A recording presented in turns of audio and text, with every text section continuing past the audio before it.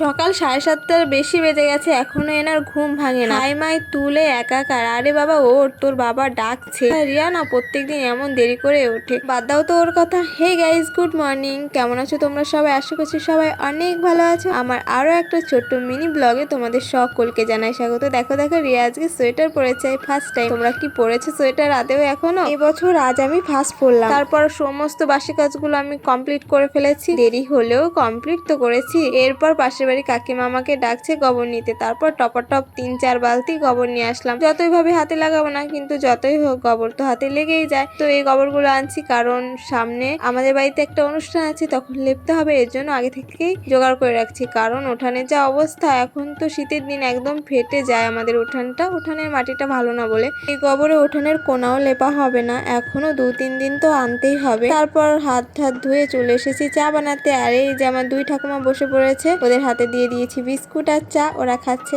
But আমি খাইনি। আমার আবার প্রতিদিন চা খেতে ভালো লাগে না, দুধ চা হলে কিন্তু খাই। যাই হোক, আমি এখন বসে পড়েছি রান্না করতে। অলরেডি আমার 2টো পদ রান্না হয়ে গেছে, এখন লাস্ট হচ্ছে আমি বেগুনি ভাজছি। আর এদিকে বাবার খিদে পেয়ে গেছে, বাবা মাঠে যাবে সার নিয়ে, সার বুনতে। কালকে আবার আমাদের রসুন লাগানো আছে। একদিকে বেগুনি ভাজছি, অন্যদিকে বাবাকে ভাত বেড়ে দিলাম। একটা বেগুনি ভাজা হয়েছিল বলে একটাই দিলাম, পরে আর একটা ভাজা হয়েছে, আবার একটা দিয়েছি। তো বাবাকে ছোলার শাক আর বেগুনি দিয়ে প্রথমে দিলাম। ছোলার শাকটা পুঁটি মাছ দিয়ে রান্না করেছিলাম, এই ফার্স্ট টাইম পুঁটি মাছ দিয়ে ছোলার শাক রান্না করলাম, তো ভালোই লেগেছে খেতে। বাবাকে জিজ্ঞেস করলাম, বাবা তো ভালোই বললো। আর রান্না করেছিলাম ফুলকপি দিয়ে মাছের তরকারি। তো এটাই ছিল আজকে আমাদের সকালে রান্না বান্না। আমিও খেয়ে দিয়ে নিয়েছি, এখন বসে পড়েছি আবার কালকের মতো ভুত ঝাড়তে। এ কটা বাকি ছিল, সবগুলো ঝেড়ে উঠতে পারিনি, এ কটা আজকে আমি ঝেড়ে নেব। 2 দিন পর আবার আমাদের এখানে হাট আছে সোমবারে, তো সেই দিন যাবে হাটে নিয়ে।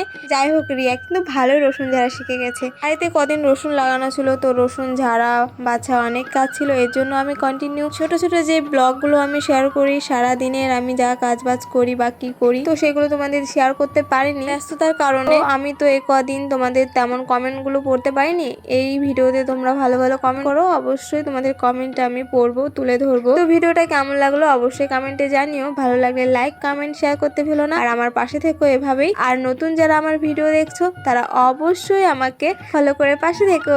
টাটা।